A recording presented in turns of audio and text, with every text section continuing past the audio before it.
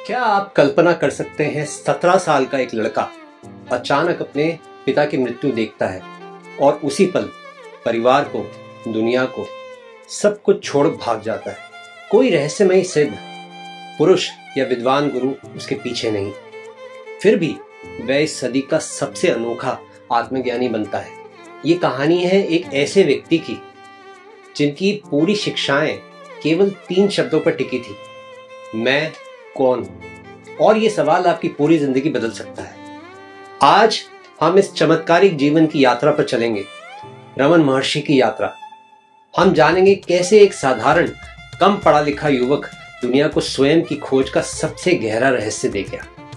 आपको पता चलेगा कि मैं कौन हूं के प्रश्न ने कैसे उन्हें मौन, ध्यान और अंततः आत्मज्ञान तक पहुंचा दिया। और सबसे रोमांचक बात, इस कहानी का अंत आपके जीवन के अंत को बदल सकता है, क्योंकि यदि आप इस प्रश्न को अपने भीतर जीवंत कर लें तो कोई भी पुराना डर, पीड़ा या भ्रम शेष नहीं रहेगा। तो बने रहिए मेरे साथ, क्योंकि इस सफर के अंत में हम समझेंगे कि आखिर मैं कौन हूं। पूछने से हमारे अंदर ऐसा क्या जागता है जो हर प्रश्न का अंत कर देता है। नमस्कार, मैं हूं आचार्य सिद्धार्थ। आज मैं आपको ले चलूंगा उस जीवन यात्रा पर जो इस सदी का सबसे सुंदर, सबसे सरल और सबसे रहस्यमय सफर है, रमन महर्षि का सफर। ओशो ने उन्हें one of the most beautiful men of this century कहा है। वह साधारण से दिखने वाले, कम पढ़े लिखे, किसी धार्मिक कर्मकांड या पंडिताई से दूर एक युवक थे, पर उनके भीतर एक अग्नि थी, सत्य की प्यास। रमन महर्षि ने पारिवारिक शोक से जन्मी एक गहरी जिज्ञासा को अपने ध्यान का बीज बनाया। हुआ यूं कि जब वह 17 साल के थे, उनके पिता का देहांत हो गया। परिवार शोक में डूबा था। पूरे घर में रोने धोने का माहौल था। मृत शरीर को अंतिम संस्कार के लिए तैयार किया जा रहा था। तभी किसी ने ध्यान दिया, रमन वहां नहीं थे। वह बिना किसी को बताए घर से निकल गए। ये कोई क्रोध या डर का पलायन नहीं था, ये उनकी अंतर्मुखी खोज का प्रारंभ था। कहते हैं रमन अपने पिता की मृत्यु से इतने स्तब्ध थे कि उन्होंने सोचा, मृत्यु क्या है, शरीर से प्राण का जाना, तो फिर मैं कौन हूं जो इस सब को महसूस कर रहा हूं। बस इसी प्रश्न का पीछा करते हुए उन्होंने सब कुछ त्याग दिया। वे दक्षिण भारत के अरुणाचल नामक पहाड़ों पर चले गए, जिसे आज हम अरुणाचल पहाड़ियों के रूप में जानते हैं। रमन ने ना गुरु ढूंढा, ना किसी शिक्षक का सहारा लिया। उन्होंने बस मौन होकर अपने भीतर झांकना शुरू किया। मैं कौन हूं, मैं कौन हूं, मैं कौन हूं। इसी प्रश्न ने उन्हें तपस्या की अग्नि में जला दिया। कभी किसी मंदिर के कोने में, कभी किसी चट्टान के नीचे, कभी गुफाओं में वे अपने ही मन का अवलोकन करते थे। दिन भर बैठकर अपनी सोच, भावनाओं, डरों, हर चीज को देखते रहे। बस ये पूछते, ये विचार किसके पास आया, ये भावना किसके मन में उठी। मैं कौन हूं, मैं कौन हूं रमन महर्षि का मूल मंत्र था। जो भी उनसे पूछने आता, गुरुदेव मैं अपने दुख का क्या करूं, ईश्वर कहां है, मोक्ष कैसे मिलेगा, वे बस कहते, शांत होकर भीतर देखो और पूछो, मैं कौन हूं। इस प्रश्न की जड़ में ही सारे उत्तर हैं।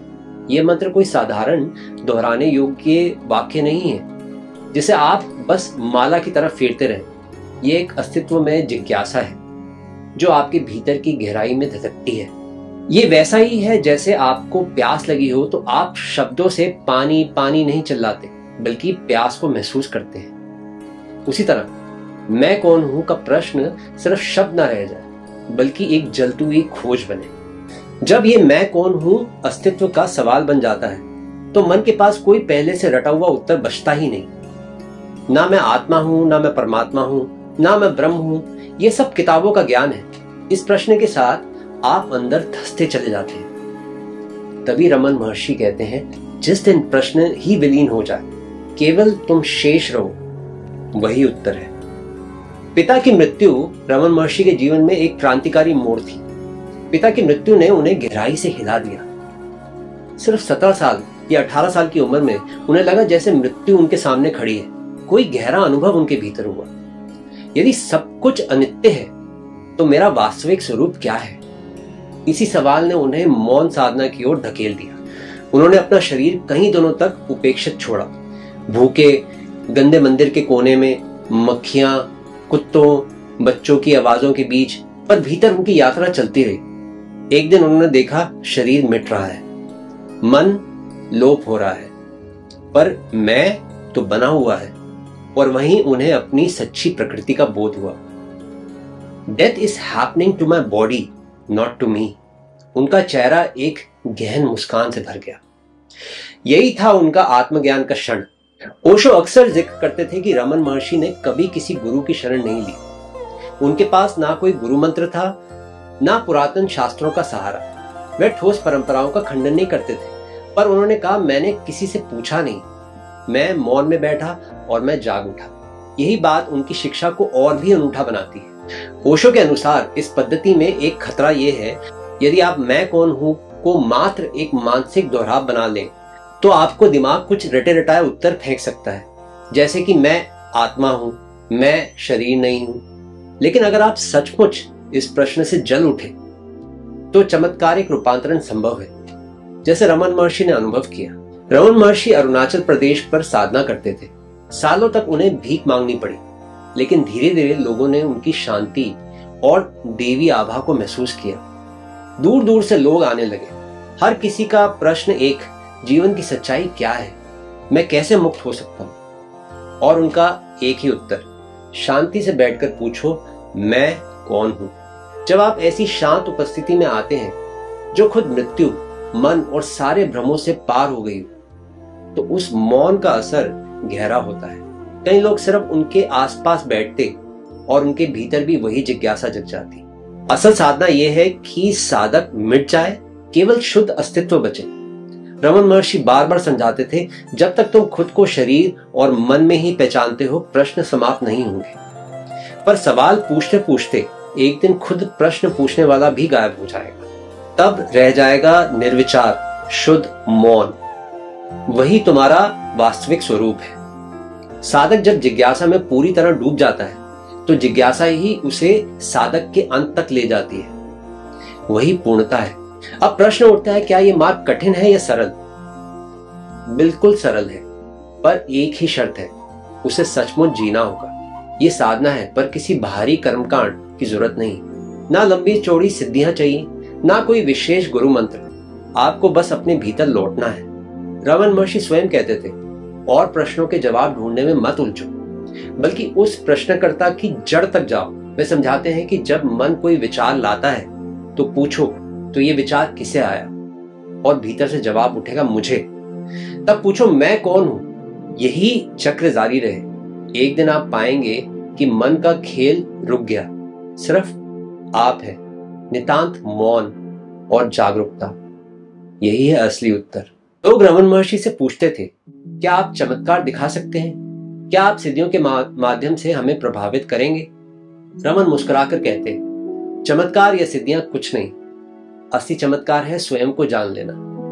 यदि तुम्हें चमत्कार ही करना है, तो अपने भीतर का अज्ञान मिटा दो। यही सिद्धि है, क्योंकि जो कुछ भी अर्जित किया जा सकता है, वह खोया भी जा सकता है, पर आत्मज्ञान एक बार हुआ तो फिर कभी खो नहीं सकता।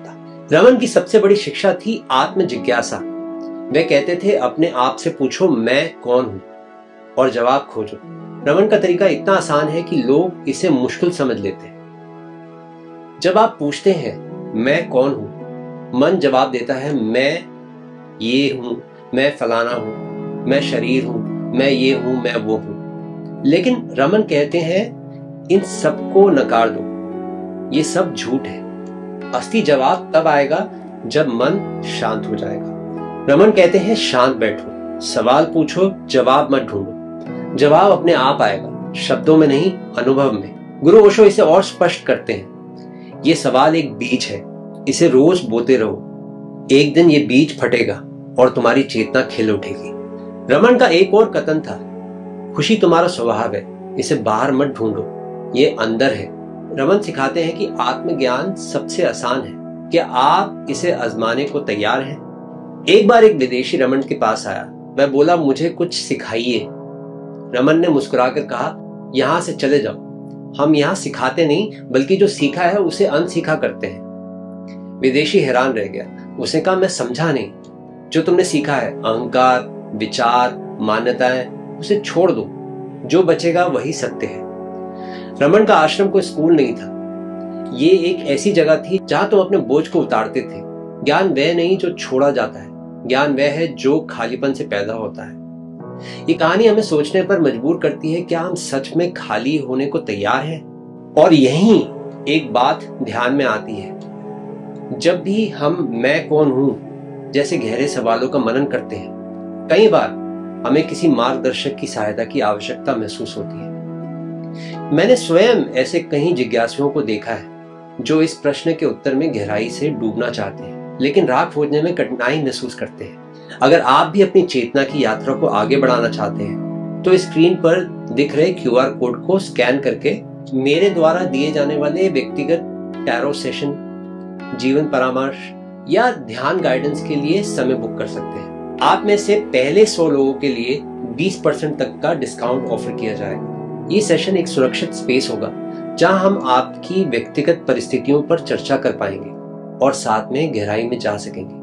केवल कुछ सरल स्टेप्स में फॉर्म भरें, अपनी सुविधा के अनुसार समय चुनें और हम मिलकर इस खोज को और भी स्पष्ट और भी सार्थक बना देंगे। अब वापस लौटते हैं रमन महर्षि की उस रहस्यमय यात्रा पर, जहां मृत्यु एक खिड़की बन गई आत्मबोध की ओर।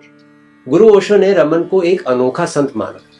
वे कहते हैं, रमन का जागरण सहज लगता है, लेकिन ये पिछले जन्मों की साधना का फल था। कुछ भी अचानक नहीं होता।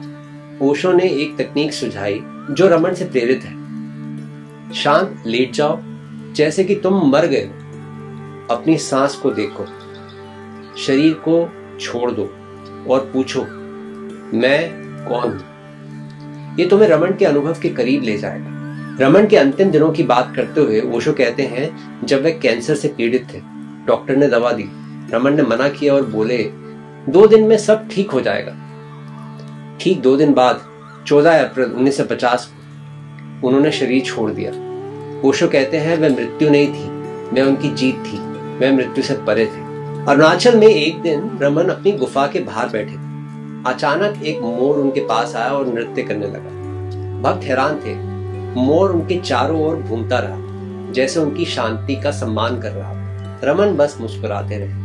रमन की शांति इतनी गहरी थी कि वह प्रकृति तक को छू लेती थी। जानवर उनकी ऊर्जा को समझते थे। ये कोई चमत्कार नहीं था, ये उनकी मौजूदगी की ताकत थी। अरुणाचल सिर्फ एक पर्वत नहीं था, ये रमन की आत्मा का प्रतिबिंब था।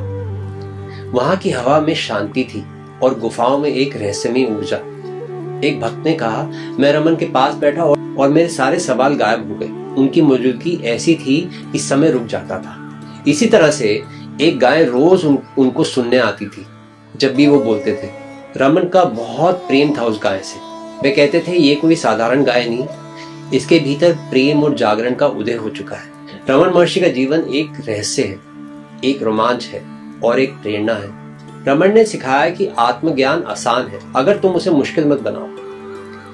उनकी शिक्षाएं हमें बुलाती हैं, अंदर देखो, सवाल पूछो और अपने सच्चे स्वरूप को जानो।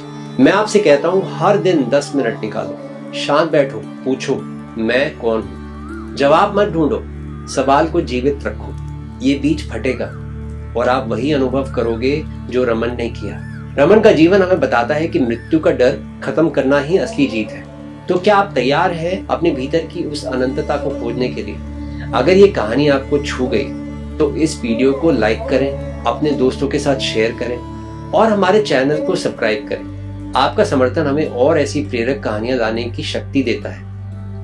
धन्यवाद और फिर मिलते हैं। प्रणाम, नमस्ते। इस चैनल को और हमारे काम को सपोर्ट कीजिए। हमारे चैनल पर ज्वाइन बटन पर क्लिक करें और अपनी पसंद की मेंबरशिप लेवल चुनें। आपके समर्थन से हमें बेहतर कंटेंट बनाने और हमारी कम्युनिटी को मजबूत बनाने में मदद मिलेगी। आपका समर्थन हमारे लिए बहुत मायने रखता है। हमारे साथ जुड़ें और हमारे सफर का हिस्सा बनें। प्रणाम।